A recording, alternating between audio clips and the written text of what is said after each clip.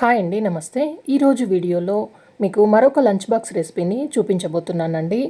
ఈ ఆలు పులావ్ని చాలా టేస్టీగా ఎంతో ఈజీగా చేసుకోవచ్చు. దీన్ని డైరెక్ట్గానే తినొచ్చండి, ఎలాంటి గ్రేవీ అవసరం లేకుండా. ఇప్పుడు దీన్ని ఎలా చేయాలో చూద్దాం.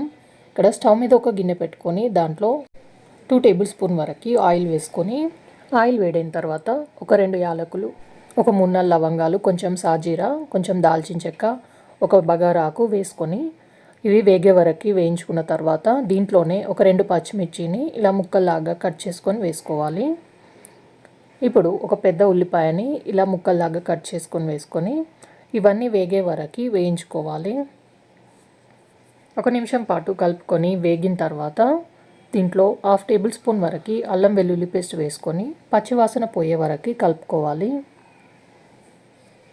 అల్లం వెల్లుల్లి పేస్ట్ పచ్చివాసన పోయిన తర్వాత దీంట్లో ఒక పెద్ద టమాటాని చిన్న ముక్కల్లాగా కట్ చేసుకొని వేసుకుంటున్నాను. టమాటా మెత్తగా ఉడికే వరకు ఉడకనివ్వాలి. ఇప్పుడు టమాటా ఉడికిపోయిన తర్వాత 1/2 టేబుల్ స్పూన్ వరకు పసుపు, 1/2 టేబుల్ స్పూన్ వరకు కారం, 1/2 టేబుల్ స్పూన్ ధనియాల పొడి, రుచికి సరిపడా ఉప్పు వేసుకోండి.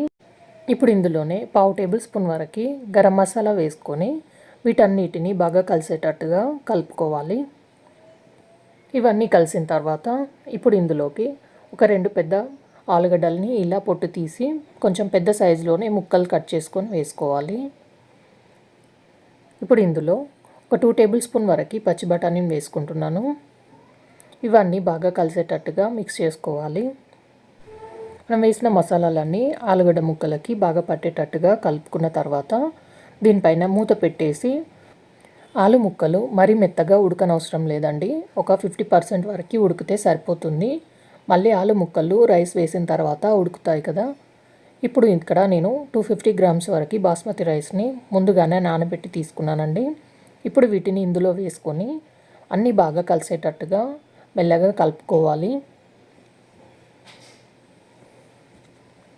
ఇలా మొత్తం బాగా కలిసిన తర్వాత ఇప్పుడు ఇందులో నేను 250 గ్రామ్స్ వరకు రైస్ని తీసుకున్నాను కాబట్టి 500 ml వరకు వాటర్ని పోసుకుంటున్నాను. అంటే ఇక్కడ నేను 1.5 గ్లాస్ వరకు వాటర్ని పోసుకుంటున్నానండి. ఇప్పుడు ఇందులో చిన్నగా కట్ చేసుకున్న కొత్తిమీరని వేసుకోవాలి. ఇక్కడ సాల్ట్ చెక్ చేసుకొని కొంచెం సాల్ట్ వేసుకుంటున్నాను. 1/2 టేబుల్ స్పూన్ వరకు సాల్ట్ వేసుకున్నాను. అన్నీ ఒకసారి బాగా కలిసేటట్టుగా మిక్స్ చేసుకోవాలి. ఇలా మొత్తం కలిసిన తర్వాత ఇప్పుడు దీనిపైన మళ్ళీ మూత పెట్టేసి మంటని లో ఫ్లేమ్లో పెట్టి ఒక 10 to 12 మినిట్స్ వరకు రైస్ని ఉడకనివ్వాలి. ఇక నాకు ఒక 10 మినిట్స్ వరకు రైస్ మొత్తం కుక్ అయిందండి. ఈ టైంలోనే దీన్ని స్టవ్ ఆఫ్ చేసి దించేయాలి. ఈ టేస్టీ రైస్ రెసిపీని మీరు తప్పకుండా ఇంట్లో ట్రై చేయండి. ట్రై చేసి ఎలా కుదిరిందో నాకు కామెంట్ చేయండి. ఈ వీడియో కనుక నచ్చినట్లయితే లైక్ చేయండి, షేర్ చేయండి, సబ్స్క్రైబ్ చేయండి. Thanks for watching.